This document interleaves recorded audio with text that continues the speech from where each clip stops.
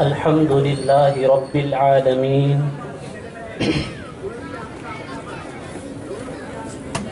والعاقبة للمتقين والصلاة والسلام على سيد الأنبياء والمرسلين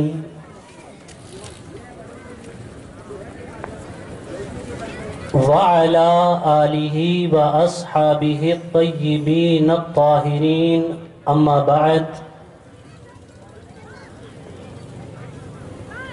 فأعوذ بالله من الشيطان الرجيم بسم الله الرحمن الرحيم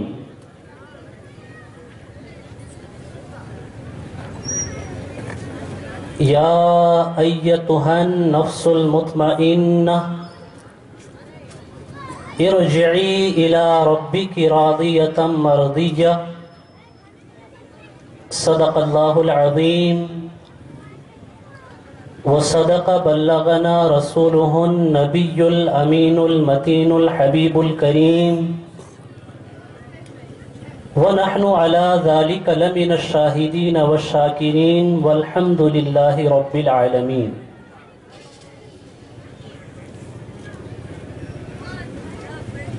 اسٹیج پہ جلوگر قابل صد احترام علماء کرام، مبلغین سنی دعوت اسلامی، ذمہ داران، جملہ حاضرین، میری مقدس مائیں بہنیں، السلام علیکم ورحمۃ اللہ وبرکاتہ۔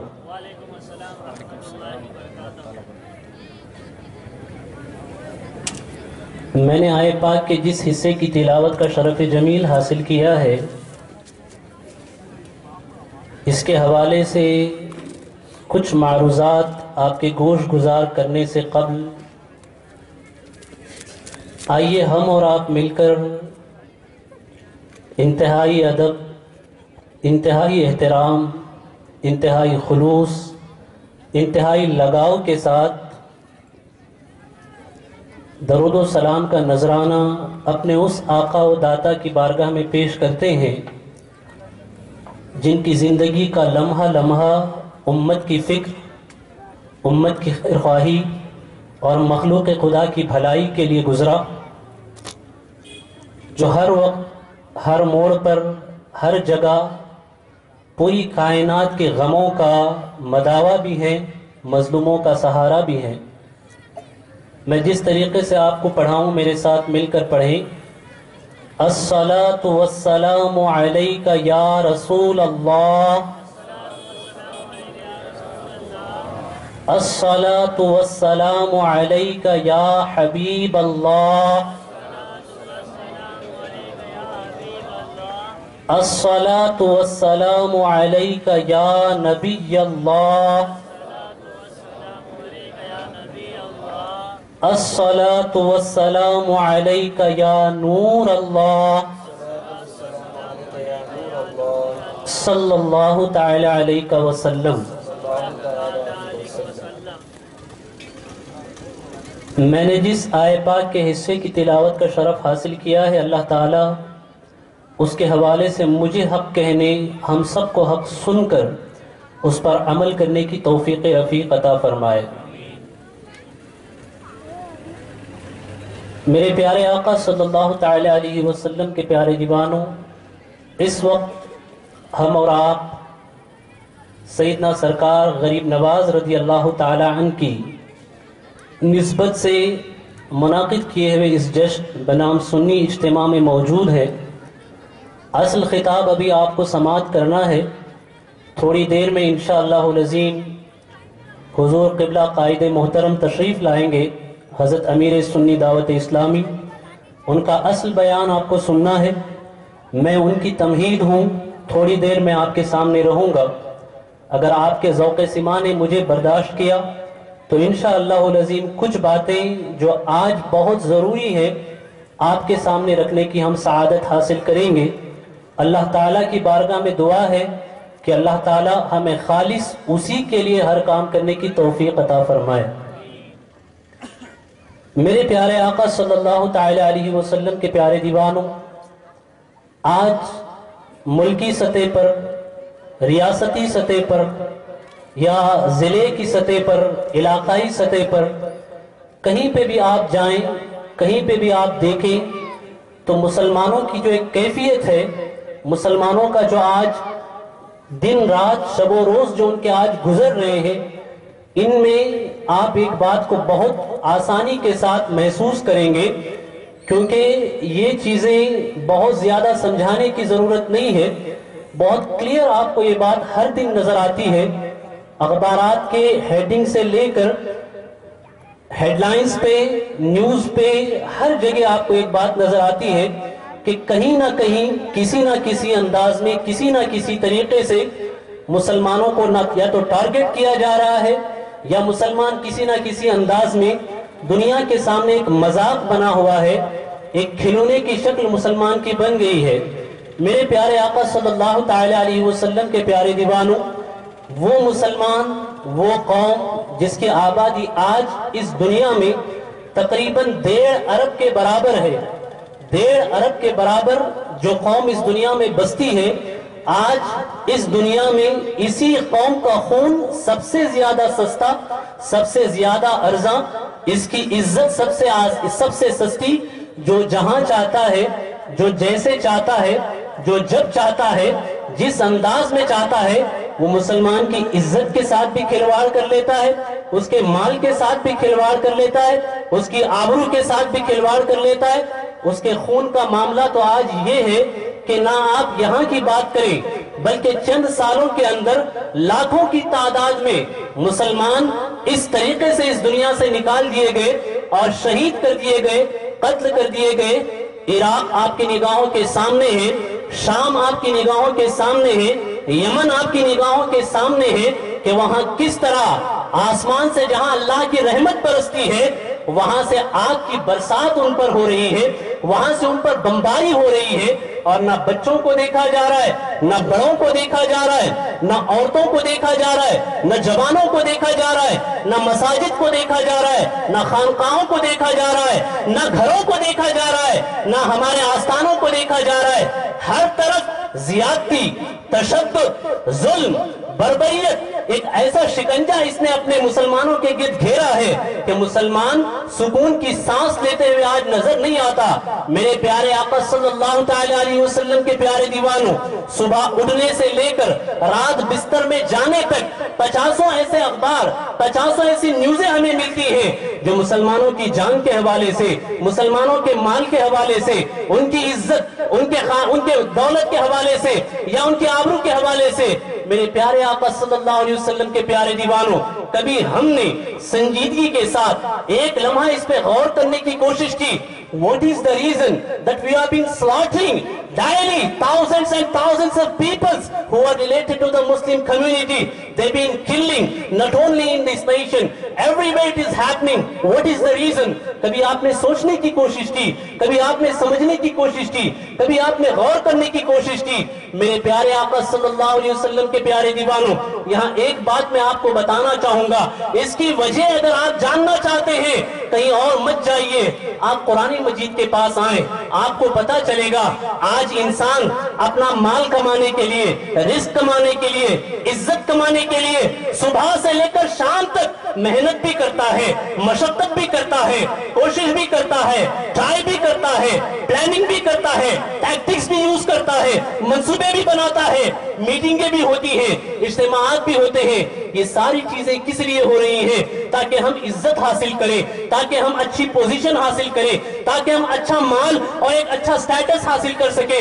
मेरे प्यारे आका सल्लल्लाहु अलैहि वसल्लम के प्यारे दीवानों, ये सब कुछ करने के बाद ना इज्जत आ रही है, ना आबरू आ रही है, ना मकाम मिल रहा है, ना मर्तबा मिल रहा है, और तो और सुकून के चंद लम्हात मुसलमानों को मयस्सर नहीं आ रहे। आप जवाब जानना चाहते होंगे, पहले आप अपने दिन को देखें, रात को देखें, अपने शबो रोज को देखें کہ ہم کرتے کیا ہیں، اس کے بعد قرآن کے نظام کو سمجھے اور اللہ کے پیغام کو سمجھے تو بات آپ کو سمجھ میں آئے گی۔ مسلمان آج مال کے پیچھے بھی بھاگتا ہے، دولت کے پیچھے بھی بھاگتا ہے، دنیا کے پیچھے بھی بھاگتا ہے، عزت کے پیچھے بھی بھاگتا ہے، منصب کے پیچھے بھی بھاگتا ہے، اقتدار کے پیچھے بھی بھاگتا ہے، کرسی کے پیچھے بھی بھاگتا ہے، لیکن ایک چیز ہے جسے انسان بھلا چکا ہے، وہ ہے اللہ کی رضا، وہ ہے اللہ کی خوشی۔ مسلمان ہر شے کے پیچھے بھاگتا ہے لیکن اللہ کی رضا کو اپنے پیٹھ کے پیچھے مسلمان نے چھوڑ دیا۔ یاد رکھو، اگر پوری زندگی دنیا کی ہر شے کے پیچھے بھاگو اور اللہ کی رضا کو اپنے پیچھے چھوڑ دو تو دنیا کی کوئی چیز تمہیں حاصل نہیں ہوگی۔ قسم خدا کی جس دن تم اللہ کی رضا کے پیچھے بھاگنا شروع کر دو، اللہ کی رضا تلاش کرنا شروع کر دو، یاد رکھو تمہیں اقتدار کے پیچھے بھاگنے کی ضرورت نہیں ہوگی، تمہیں دولت کے پیچھے بھاگنے کی ضرورت نہیں ہوگی، تمہیں مقام کے پیچھے بھاگنے کی ضرورت نہیں ہوگی۔ تم اللہ کی رضا حاصل کرنے کی کوشش کرو، اللہ دولت کے انبار تمہارے قدموں میں لگا دے گا، اقتدار تمہارے قدموں میں آئے گا، عزت تمہارے پیچھے بھاگے گی۔ یہ جشن غریب نواز ہے، غریب نواز کے نام سے یہ جشن منایا۔ مجھے بتاؤ، جب غریب نواز یہاں پہ آئے تھے کیا ان کے پاس مال تھا، ان کے پاس دولت تھی، ان کے پاس اقتدار تھا، ان کے پاس ہتھیار تھے؟ نہیں، یہ سب کچھ ان کے پاس نہیں تھا، اور نہ وہ اس غرض سے آئے تھے، صرف آئے اس لیے تھے کہ اللہ کی رضا حاصل کرنی ہے اور اللہ کے بندوں تک اللہ کا پیغام پہنچانا ہے۔ جب یہ مرضی، یہ ارادہ اور اللہ کی خوشی کی غرض سے آئے تو حال یہ ہوا کہ پورے اکھنڈ بھارت میں جو ہندوستان کا سامراج تھا وہ سامراج ان کے قدموں میں گرتا ہوا نظر آیا، اور پورا ہندوستان خواجہ کے دامن سے وابستہ ہو کر اپنی عاقبت اور دنیا کو سنوارتا ہوا نظر آیا۔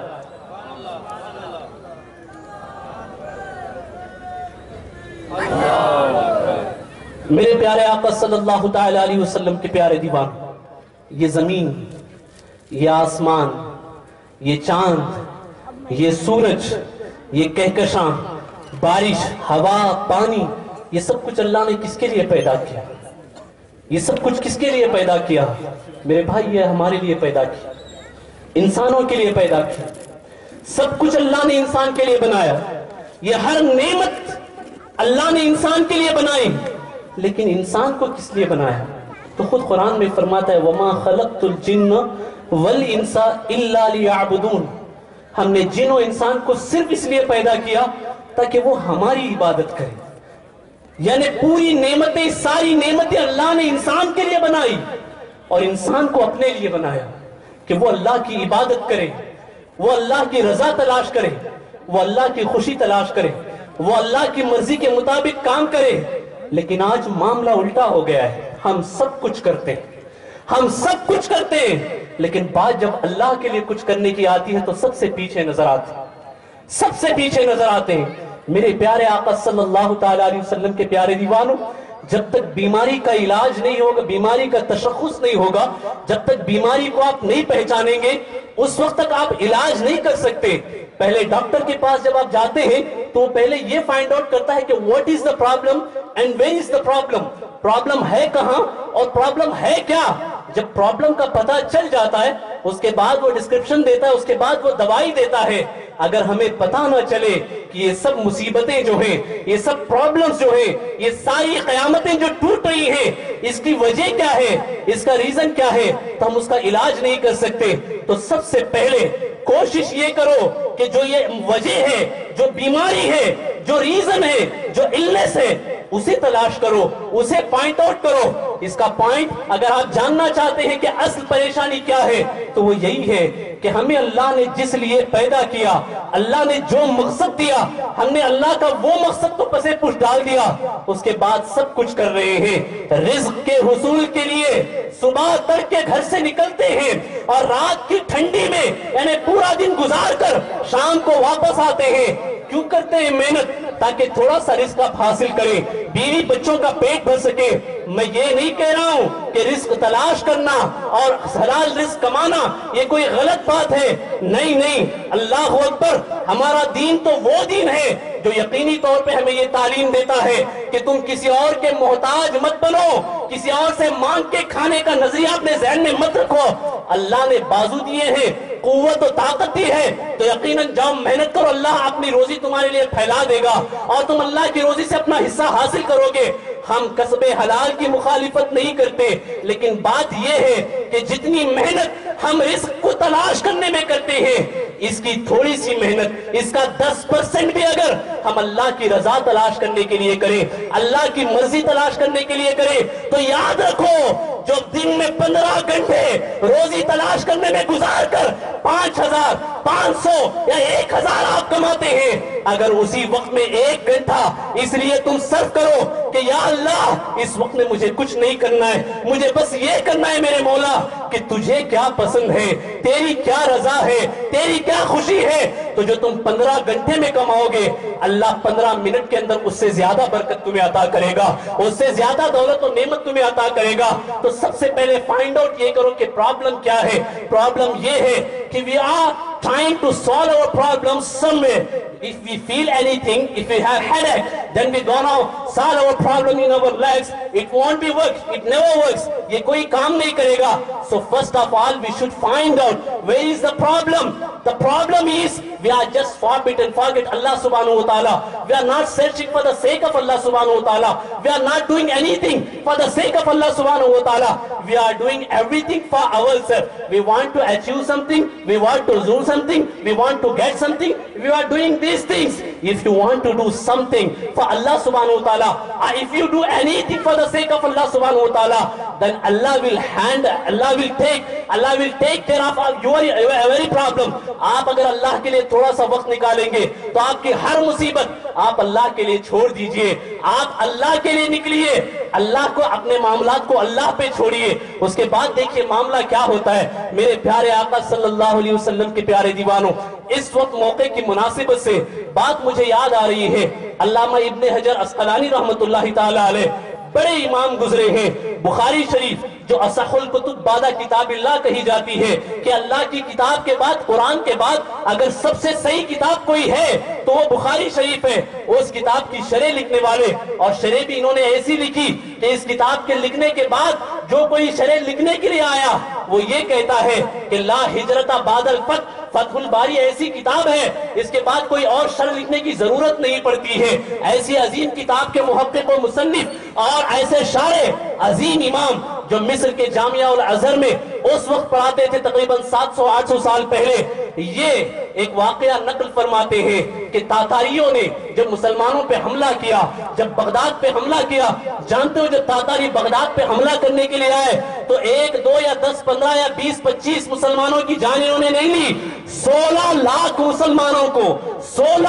مسلمانوں کو صرف چند دنوں کے اندر انہوں نے موت کے گھاٹ اتارا.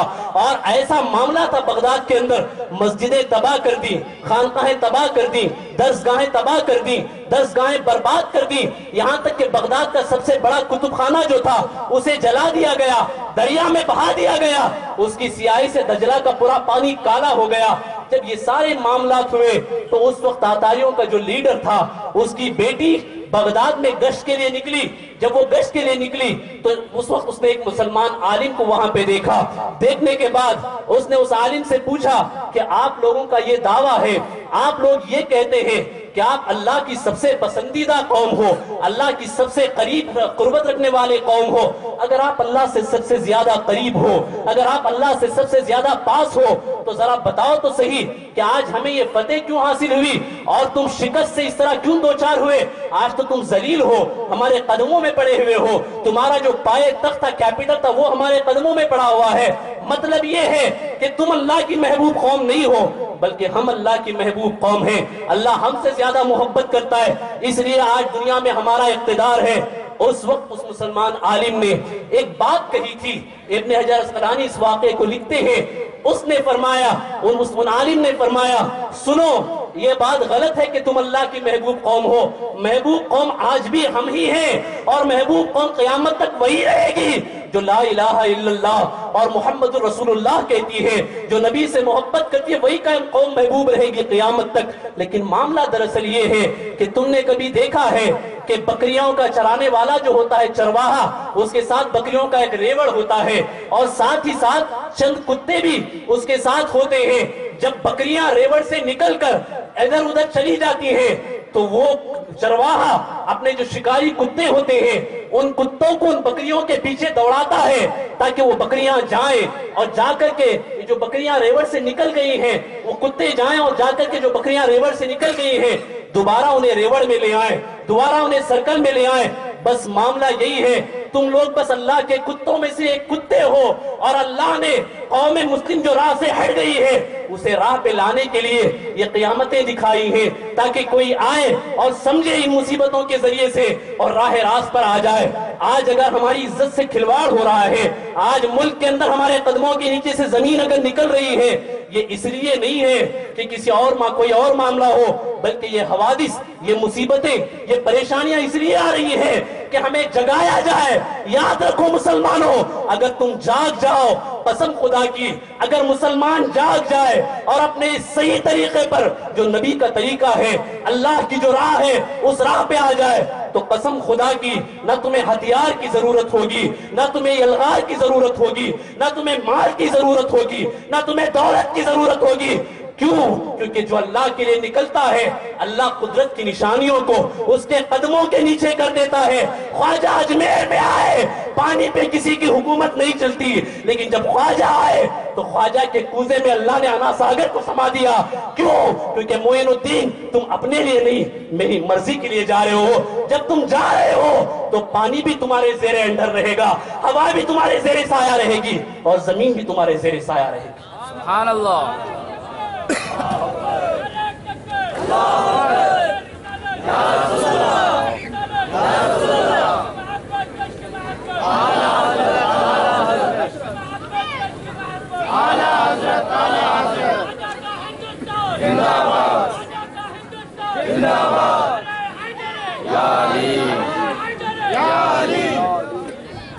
میرے پیارے آقا صلی اللہ علیہ وسلم کے پیارے دیوان، اس وقت بڑی قسم پرسی کی حالت ہے مسلمانوں کی۔ اتنا زیادہ عاجز، اتنا زیادہ مظلوم اور اتنا زیادہ مسلمان کبھی اور نظر نہیں آتا تھا۔ اگر آج ہم نہیں جاگے، ہاسن کے بہت سارے نوجوان یہاں ہوں گے اور آس پاس کے نوجوان، بیلون کے بھی نوجوان یہاں پر ہوں گے۔ یاد رکھو ہماری ہر پریشانی کا علاج، ہماری ہر مصیبت کا علاج اللہ کی راہ میں، اللہ کے طریقے میں۔ اگر آپ دین سے جڑ جاؤ، اگر آپ دین کے لیے نکلو، کسی اور کا کوئی وعدہ تو کوئی اور بات ہے۔ مجھے بتاؤ کیا اللہ اپنے وعدوں کی خلاف ورزی کرتا ہے؟ Answer me please. If anyone promise you, he will try to fulfill his promise. Allah is promising you in Quran that if you help Islam, if you help Deen, then I will help you. Then I will help you. It is promise from Allah subhanahu wa ta'ala. In tansurullah yansurkum wa yuthabbit aqdamakum. اگر تم اللہ کی مدد کرو گے تو اللہ تمہاری مدد کرے گا، اللہ تمہیں پائے ثبوت عطا کرے گا، ثابت قدمی عطا کرے گا۔ یہ اللہ کا وعدہ ہے میرے بھائی۔ قرآن میں اللہ فرماتا ہے لا تبدیل لکلمات اللہ، اللہ کی جو کلمات ہیں، اللہ کی جو باتیں ہیں، اللہ کے جو وعدے ہیں اس میں کوئی تبدیلی نہیں ہوتی ہے۔ اللہ کا جو وعدہ ہے وہ پورا ہو کے رہے گا۔ یہ وعدہ اللہ نے سب مسلمانوں سے کیا تھا۔ آپ نے دیکھا 313 مسلمان تھے، کھجور کی ٹہنیاں تھی، سامنے شکم سے کفار تھے، ہاتھوں میں تلواریں تھی۔ مسلمان میں سے صحابہ کہتے ہم کھجور کی ٹہنی اٹھاتے تھے، ابھی چلنے کی دیر تھی کافروں کی گردنیں کٹ کے گر جایا کرتی تھی۔ سبحان اللہ۔ پوچھا معاملہ کیا تھا؟ حضور نے فرمایا صحابہ تم اپنے لیے نہیں گئے تھے، تم اللہ کے لیے گئے تھے، تم اپنے لیے نہیں نکلے تھے، اللہ کے لیے نکلے تھے۔ بات یہ تھی کہ ٹہنی تم اٹھاتے تھے اور وہاں جو وار ہوتا تھا اللہ کے بھیجے ہوئے فرشتے جبرائیل کی قیادت میں کیا کرتے تھے۔ تو معاملہ یہ ہے آج بھی ہو جو براہیم سا ایماں پیدا، آنکھ کر سکتی ہے انداز گلستاں پیدا۔ ہمیں ضرورت ہے کہ ہم اپنے دین کی طرف لوٹیں، ہمیں ضرورت ہے ہم اپنے مذہب کی طرف لوٹیں۔ یاد رکھو عزت تمہیں کہیں نہیں ملے گی۔ عزت اگر اپنے گھر سے ہٹ کر کسی اور کے گھر میں تلاش کرنے جاؤ، مجھے بتاؤ ہر آدمی کی بات اپنے گھر میں چلتی ہے کہ نہیں چلتی؟ ہر انسان کی بات اپنے گھر میں چلتی ہے، جو گھر کا بڑا ہوتا ہے اس کی بات اپنے گھر میں چلتی، وہی بات آپ جا کر کہیں اور چلانا چاہیں تو آپ کی بات چلے گی نہیں۔ میرے پیارے آقا صلاۃ التسلیم کے پیارے دیوانوں، یہ دین آپ کا گھر ہے، یہ مذہب ہمارا گھر ہے، یہ اسلام ہمارا گھر ہے۔ جب تک ہم اس میں رہیں گے، اس سے جڑے رہیں گے، دنیا کی ہر عزت ہمارے قدموں میں رہے گی، اور جب ہم اس طریقے کو چھوڑ کر کسی اور طریقے سے عزت حاصل کرنے کے لیے جائیں گے تو ہم ذلیل کیے جائیں گے، ہم رسوا کیے جائیں گے۔ کبھی معاملہ یہ تھا کہ مسلمانوں کے پاس دنیا کی بڑی بڑی قومیں آتی تھیں، مسلمانوں کے پاس دنیا کے بڑے بڑے منصبدار آتے تھے، مسلمانوں کے پاس دنیا کے بڑے بڑے بادشاہ آتے تھے کہ ہمیں پڑھاؤ، ہمیں سکھاؤ، ہمیں سمجھاؤ، ہماری مدد کرو، ہماری ہیلپ کرو، ہمارا سپورٹ کرو۔ لیکن آج معاملہ بالکل برعکس ہو گیا ہے کہ مسلمان آج کہیں اور جا رہا ہے، اپنا دامن پسارے ہوئے، اپنی جھولی پھیلائے ہوئے کہیں اور جا رہا ہے۔ یاد رکھو، قرآن جیسی نعمت، مصطفیٰ جان رحمت صلی اللہ علیہ وسلم کی محبت اور اسلام جیسا دین، یہ سب کچھ ہونے کے بعد ہم اگر عزت و شہرت کہیں اور جا کر کے تلاش کریں تو یقین مانو قسم خدا کی عزت کہیں اور نہیں ملے گی، کیونکہ اللہ قرآن میں فرماتا ہے عزت تو اللہ کے لیے ہے، للہ ولرسولہ، اس کے رسول کے لیے اور مومنین کے لیے، جو ایمان لاتے وہ دین سے جڑے ہوتے ہیں، عزت ان کے لیے ہے۔ میرے پیارے آقا صلی اللہ علیہ وسلم کے پیارے دیوانوں، اب ذرا آؤ، آپ یہ سوچتے ہوں گے کہ ہم آج کیسے جائیں دین کے لیے، کیسے کام کریں دین کا، کس طرح آگے بڑھے دین کے لیے۔ کبھی یہ مت سوچنا میرے بھائی، مجھے افسوس ہوتا ہے کہ ہم اپنی روزی کمانے کے لیے، اپنی ذات کے لیے پورے 24 گھنٹے صرف کر دیتے ہیں، لیکن جب بات اللہ کی آتی ہے تو ہم بہانے کرتے ہیں کہ میں بہت مصروف ہوں، میرے پاس ٹائم نہیں ہے، میرے پاس اس کے لیے وقت نہیں ہے، میرے پاس اس کے لیے ٹائم نہیں ہے۔ نادانو مجھے بتاؤ، آخر یہ کس قدر بے اعتنائی والی بات ہے کہ رزق اللہ کا ہے، زمین اللہ کی ہے، اس زمین پہ چل کر محنت کرتے ہو پھر اللہ رزق عطا کرتا ہے۔ اگر اللہ اپنا رزق روک لے، اگر اللہ رزق دینا بند کر دے تو کہاں سے کچھ کماؤ گے، کہاں سے کچھ پاؤ گے، کہاں سے کچھ ملے گا؟ ہوا اللہ کی، پانی اللہ کی، وقت اللہ کا، زمین اللہ کی، آسمان اللہ کا، اس کے برسائے ہوئے پانی سے ہمارے زمین سے سبزہ اگتا ہے اور اسی سے ہم اپنا رزق حاصل کرتے ہیں۔ میرے پیارے آقا صلی اللہ علیہ وسلم کے پیارے دیوانوں، وہ اللہ جس نے آپ کو سب کچھ دیا اور سب کچھ آپ کے لیے دیا، اور آپ اپنے لیے تو سب کچھ ہم کرنے کے لیے تیار ہیں، لیکن جب بات اپنے اللہ کی آتی ہے، اپنے رب کی آتی ہے، اپنے پروردگار کی آتی ہے تو ہم کچھ کرنے کے لیے تیار نہیں ہوتے۔ یاد رکھو، اگر دین کے لیے وقت نکالو گے، دین کے لیے ٹائم نکالو گے، دین کے لیے قربانی دو گے، دین کے لیے اگر تم محنت کرو گے، اللہ تمہارے ہر پرابلم کو سالو کر دے گا، ہر پریشانی کو اللہ سالو کر دے گا، ہر مصیبت کو اللہ تعالیٰ سالو کر دے گا۔ وقت تھوڑا سا ہے لیکن برکت اتنی ہوگی کہ آپ خود حیران رہ جائیں گے، آپ حیرت زدہ رہ جائیں گے۔ میرے پیارے آقا صلی اللہ علیہ وسلم کے پیارے دیوانوں، آج ہم کیسے کر سکتے ہیں دین کا کام، آج ہم کیسے کر سکتے ہیں دین کی خدمت؟ خواجہ کے دور کو اور آج کے دور کو، دونوں کو ایک ساتھ رکھو۔ جب خواجہ آئے تھے تو پورے ہندوستان میں، ہندوستان اس وقت بٹا نہیں تھا، اس وقت اکھنڈ بھارت تھا۔ الحمدللہ ہم جب بھی بات کرتے ہیں ڈنکے کی چوٹ پہ کہتے ہیں اور سینہ ٹھوک کے کہتے ہیں کہ ہم اکھنڈتا میں یقین رکھتے ہیں، ہم ایک بھارت کی بات کرتے ہیں، ہم نہ تقسیم کے موافق تھے اور نہ اس کے حامی ہیں۔ ہم تو یہ چاہتے ہیں کہ بھارت جیسے ہزاروں سال سے جڑا ہوا تھا ویسے ہی جڑ کے رہے، اکھنڈ رہے۔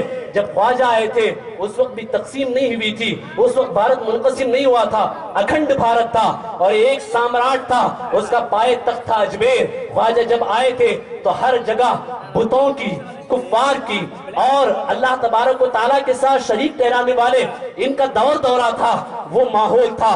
اس ماحول میں، ایسی سچویشن میں، اس طرح کے انوائرمنٹ میں جب خواجہ صاحب یہاں پہ تشریف لائے، اور معاملہ یہ تھا جب حضرت خواجہ غریب نواز رضی اللہ تعالیٰ عنہ لاہور میں چلا کر کے آ رہے تھے، اس وقت شہاب الدین غوری کے جو فوجی تھے پرتھوی راج چوہان سے شکست کھا کر یہاں سے واپس جا رہے تھے۔ کچھ فوجیوں نے خواجہ صاحب سے کہا، اے درویش آپ کہاں جا رہے ہیں؟ ہم فوج، ہتھیار، مال، زر، ویپنز یہ سب کچھ لے کر گئے تھے، لیکن وہاں ہم شکست کھا کر ہار کے واپس آ رہے، آپ مت جائیے، کہیں ایسا نہ ہو کہ کوئی آپ کے ساتھ زیادتی کر دے، کہیں ایسا نہ ہو کہ کوئی آپ پہ حملہ کر دے یا آپ کے ساتھ بے ادبی کرے۔ آپ یہ مت جائیے وہاں پہ. جب یہ بات خواجہ صاحب کے پاس آئی تو حضور سیدی سرکار خواجہ غریب نواز رضی اللہ تعالیٰ نے جو بات کہی تھی اسی بات کو اپنے دل و دماغ میں نقش کر لو, کیونکہ یہ بات اگر ہمیں سمجھ میں آ جائے تو ہمیں ڈرنے کی کوئی ضرورت ہی نہیں ہے. یہ بات اگر ہم صحیح سے سمجھ لیں تو ہمیں خوف کھانے کی کوئی ضرورت ہی نہیں ہے. خواجہ نے فرمایا تم گئے تھے, تلوار ہاتھ میں تھی اور تمہارے پاس منجنیقیں اور ہتھیار ساتھ میں تھے, تمہارا بھروسہ ممکن ہے ان تلواروں ہتھیاروں پہ ہو. یاد رکھو معین الدین اگرچہ جا رہا ہے, ہاتھوں میں ہتھیار نہیں ہے, لیکن دل میں اللہ کی ذات پہ بھروسہ ہے, دل میں اللہ کی ذات پہ توکل ہے. میں اپنے اوپر ہتھیاروں پہ بھروسہ کر کے نہیں جا رہا ہوں, میں اللہ کی ذات پہ بھروسہ کر کے جا رہا ہوں. جس پہ بھروسہ کر کے جا رہا ہوں وہ سنبھال لے گا. اور جب خواجہ آئے تو دیکھا کہ اللہ نے ان کے توکل کی لاج کیسے رکھی, اللہ نے ان کے بھروسے کی لاج کیسے رکھی, اللہ نے ان کے بھروسے کا ثمرہ اور پھل کیسے عطا فرمایا.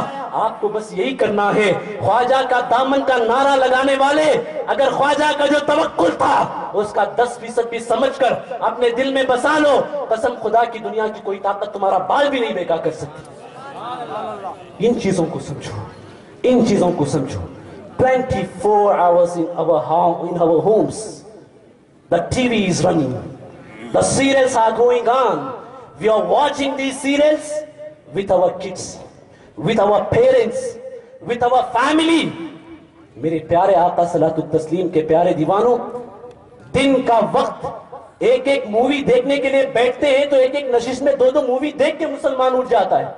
اس وقت نہ یہ خیال ہوتا ہے کہ کاروبار کے لیے جانا ہے یا کچھ اور کرنا ہے, وہاں بات نہیں ہوتی.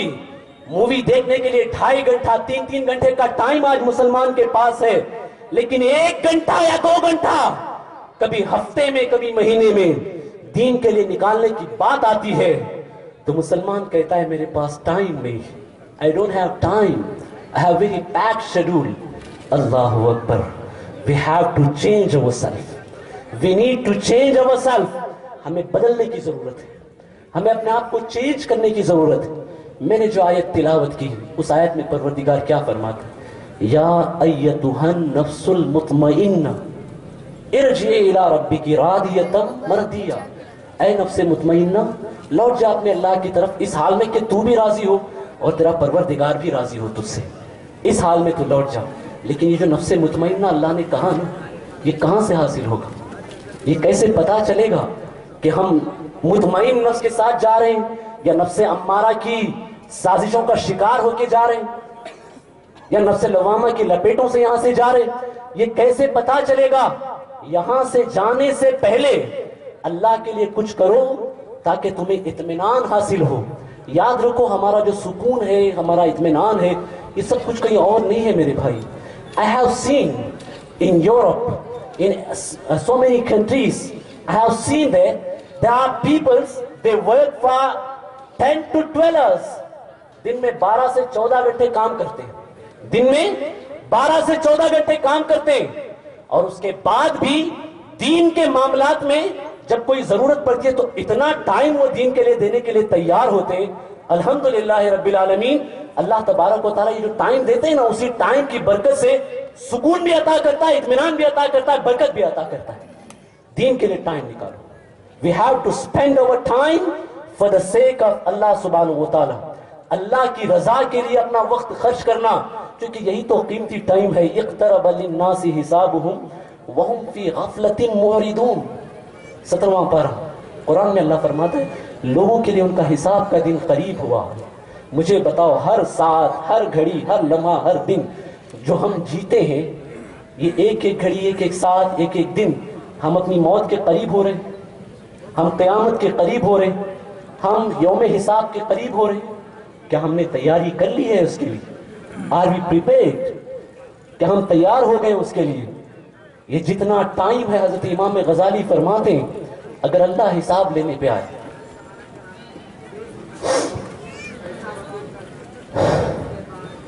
حضرت امام غزالی فرماتے ہیں اگر اللہ حساب لینے پہ آئے تو اللہ تعالیٰ لمحے لمحے کا حساب لے گا, سیکنڈ سیکنڈ کا حساب لے گا, پل پل کا حساب لے گا اللہ تبارک و تعالیٰ. مجھے بتاؤ کیا ہم طاقت رکھتے ہیں اللہ کی بارگاہ میں لمحے لمحے کا حساب دینے کی؟ پل پل کا حساب دینے کی طاقت ہم رکھتے ہیں اللہ کی بارگاہ؟ نہیں میرے بھائی، وہاں تو انبیاء بات کرنے سے قدرات. میرے پیارے آقا صلاۃ التسلیم کے پیارے دیوان، ایسے موقع پر اگر کوئی ٹائم آپ نے اللہ کے لیے صرف کیا ہے تو یہی ٹائم ہماری نجات کا سبب بن سکتا ہے، یہی وقت ہماری مغفرت کا سبب بن سکتا ہے.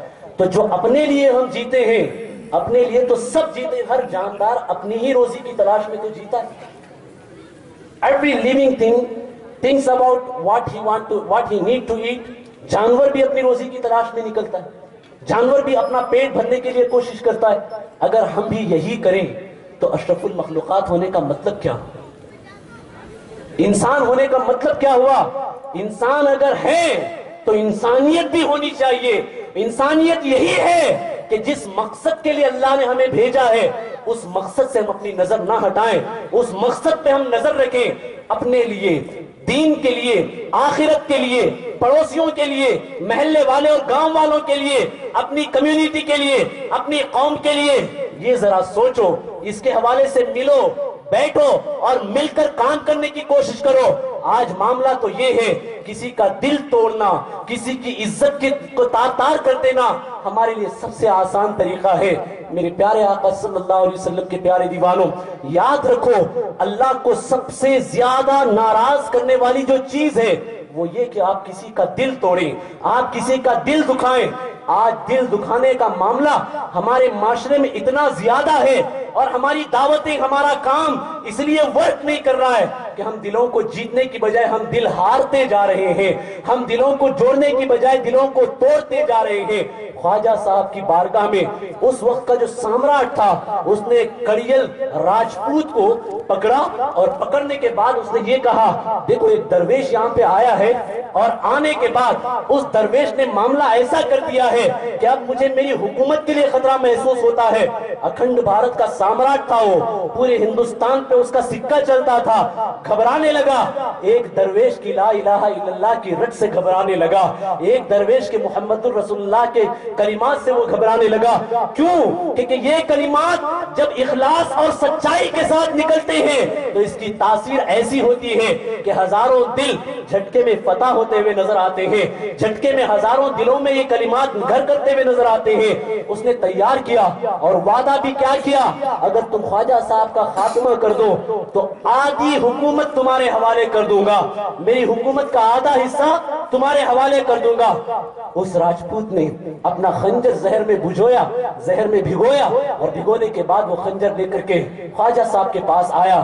اس وقت خواجہ غریب نواز رضی اللہ تعالیٰ اپنے مریدین سے کچھ نصیحت فرما رہے تھے، کچھ باتیں فرما رہے تھے. بیٹھا اور بیٹھ کر کے اس نے کچھ باتیں سنی، اور کچھ باتیں سننے کے بعد وہ بیٹھا رہا. جب معاملہ ہو گیا تو حضرت خواجہ غریب نواز رضی اللہ تعالیٰ عنہ نے یہ فرمایا کہ جو لوگ یہاں بیٹھے تھے ان کا کام یہاں پہ ہوا، اور باقی جو لوگ ہیں ان کا جو کام ہے اس کی طرف جائیں، اور وہ شخص جو آیا ہے کسی کام کی غرض سے وہ بھی اپنا کام مکمل کرے. سب لوگ چلے گئے، یہ بیٹھا تھا. خواجہ صاحب نے فرمایا کہ تم بھی جس کام سے آئے ہو اس کام کو مکمل کر دو، جس کام کی غرض سے آئے ہو اسے کمپلیٹ کر دو. وہ کہنے لگا معاملہ بس یہ ہے کہ میں بس آپ کی باتیں سننے کے لیے آیا تھا اور میرا کوئی ارادہ نہیں تھا. خواجہ صاحب نے فرمایا نادان، یہاں جھوٹ کہنے سے کوئی فائدہ نہیں ہوگا. آدھی حکومت کا وعدہ تم نے کیا کیوں ہے؟ یہ جو خنجر ساتھ میں لائے ہو زہر میں ڈبو کر کے، اس کا مطلب کیا ہے؟ کوئی بیان سننے کے لیے یا باتیں سننے کے لیے اس طرح تیار ہو کر کے نہیں آتا. جب اس نے دیکھا اور بات کرنے کا وہ انداز خواجہ صاحب کا اتنا پیارا تھا، اتنا اچھا تھا کہ وہ قتل کرنے کے لیے آیا، شہید کرنے کے لیے آیا. خواجہ نے یہ نہیں کہا کہ تم اگر مجھے مارنے کے لیے آؤ گے تو تمہارے مارنے سے پہلے میں تمہیں مار دوں گا، بلکہ یہ کہا تم مارنے کے لیے آئے ہو تو ذرا مار دو. ان مار دو والے الفاظ میں ایسی چاشنی و تاثیر تھی. اس نے کہا قسم خدا کی اتنے میٹھے اور اتنے امن والے الفاظ میں نے کہیں نہیں سنے، بس مجھے کلمہ پڑھائیے، اپنے دامن میں مجھے بھی داخل کر لیجئے. کلمہ پڑھا اور مسلمان ہو گیا. حضور قبلہ قائد محترم تشریف لائے ہیں، کھڑے ہو جائیں. بادل کرم کے چھائے، بادل کرم کے چھائے، شاکر علی جائے، سب سنی مسکرا. نعرے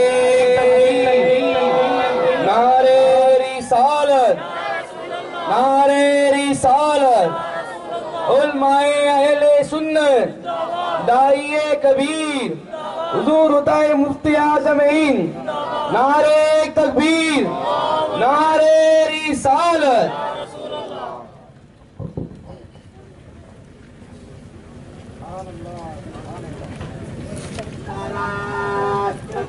اللہ اکبر یا رسول اللہ۔